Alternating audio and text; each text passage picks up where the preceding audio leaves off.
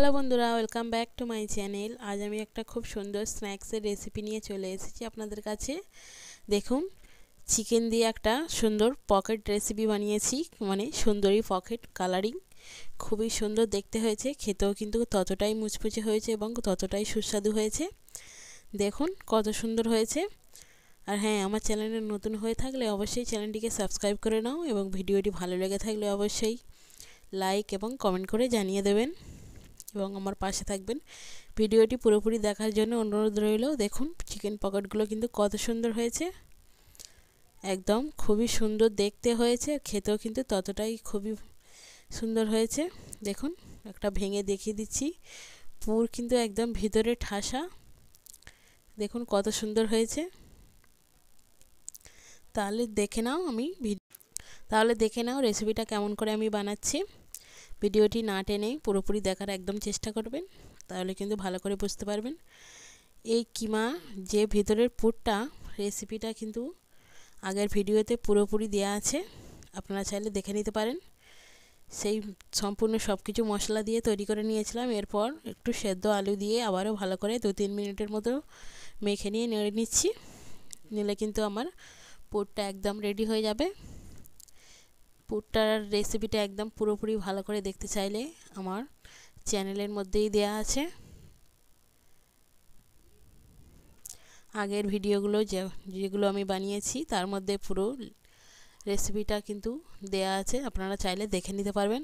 দেখুন, আর আপনারা নিজেরাও যেমন পুর বানান তেমন করে কিন্তু নিজেরাও ইচ্ছা মতো পুর বানিয়ে নিতে পারবেন। আমি এখানে চিকেন দিয়ে সব কিছু সবজি দিয়ে কিন্তু পুরটা তৈরি করে নিয়েছি, এর জন্য কিন্তু খুবই সুন্দর লাগবে খেতে। দেখুন পুরটা কিন্তু আমার রেডি হয়ে গেছে। এরপর আমি তুলে নিয়ে ঠান্ডা করতে দিয়ে দেব। এরপর আমি ময়দাটা মেখে নিচ্ছি, এরকম মাপ করে করে ময়দাটাও মেখে নিয়েছিলাম। এটারও কিন্তু ফুল ভিডিও দেয়া আছে। একবারই মেখে কিন্তু আমি অনেকগুলো রেসিপি বানিয়ে নিয়েছিলাম বন্ধুরা। দেখুন সাদা ডোটা বানিয়েছি, এরপর কালারিং গাজরের জুস দিয়ে যে বানিয়েছিলাম সেটা। দেখুন গাজরের জুস শুধুমাত্র নুন আর যেসব সবজি দিয়ে বানিয়েছি তারই রস দিয়ে কিন্তু পুরটা আমি তৈরি করে নিয়েছি। এখানে কোনো তেল ব্যবহার করিনি।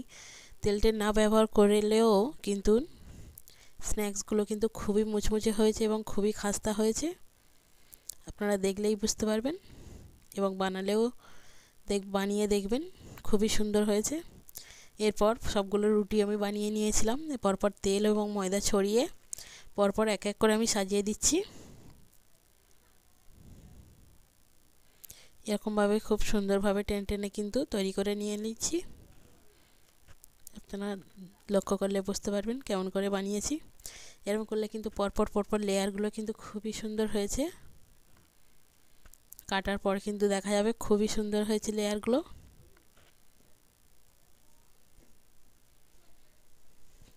পালং শাক দিয়ে যেটা বানিয়েছিলাম সবুজ কালার, সেগুলোও আমি দিয়ে দিচ্ছি। মানে সেম প্রসেসে সবগুলো কিন্তু একসাথে তৈরি করে নিচ্ছি।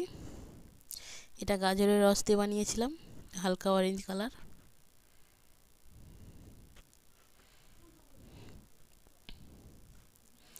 দেখতে পাচ্ছেন।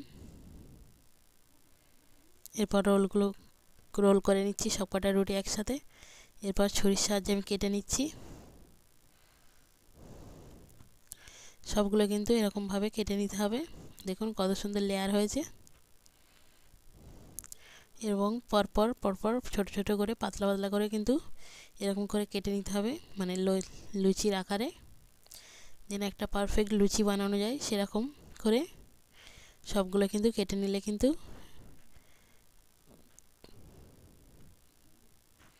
দেখুন সবগুলো কিন্তু আমি কেটে নিচ্ছি।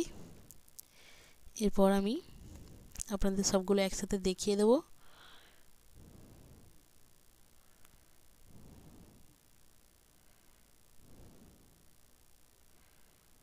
আমি এখানে 3টে সবজি দিয়ে বানিয়েছি, গাজর, বিট এবং পালং শাক দিয়ে। আপনারা চাইলে আরও কিছু সবজির জুস দিয়ে এগুলো বানাতে পারবেন। দেখুন একটা লেচি আমি কিন্তু ভালো করে একটু বেলে নিচ্ছি। লেচিটা বেলা হয়ে গেছে। এরপর চতুর্দিকে আমি কিন্তু ভালো করে একটু পানি দিয়ে দিচ্ছি, যাতে যখন ওইটা মুড়বো যাতে ছেড়ে না যায়। দেখুন এরকম করে আমি ভাঁজ করে নিচ্ছি বা মুড়ে নিচ্ছি।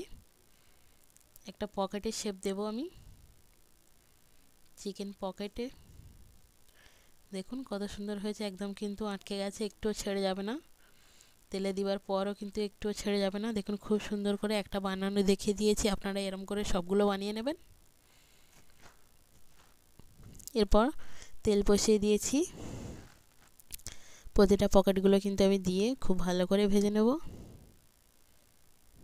দেখুন একটু কিন্তু ছেড়ে যাচ্ছে না। তেল যখন খুবই অল্প গরম থাকবে তার মধ্যে দিয়ে কিন্তু ভালো করে দুদিকে লাল করে ভেজে নিলে কিন্তু চিকেন পকেটগুলো একদম রেডি হয়ে যাবে।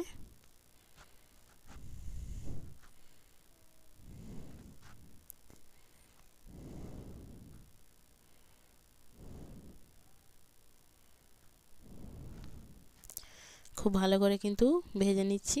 দেখুন একদম তেলটা কিন্তু এই টাইমের মধ্যে একদম মিডিয়াম আঁচে আছে।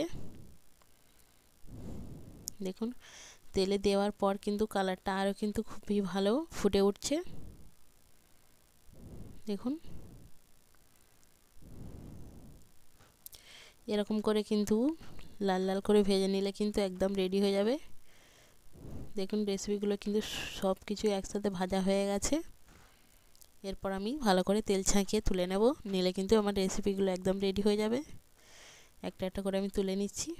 দেখুন কালারগুলো কিন্তু খুবই সুন্দর আছে, ফুটে উঠেছে। সবগুলো রেসিপি তুলে নিলে কিন্তু একদম রেডি হয়ে যাবে। এরপর বাকিগুলো আমি ভেজে নেব। আর ভিডিওটি ভালো লেগে থাকলে অবশ্যই লাইক দিয়ে দেবেন এবং কমেন্ট করে জানিয়ে দেবেন।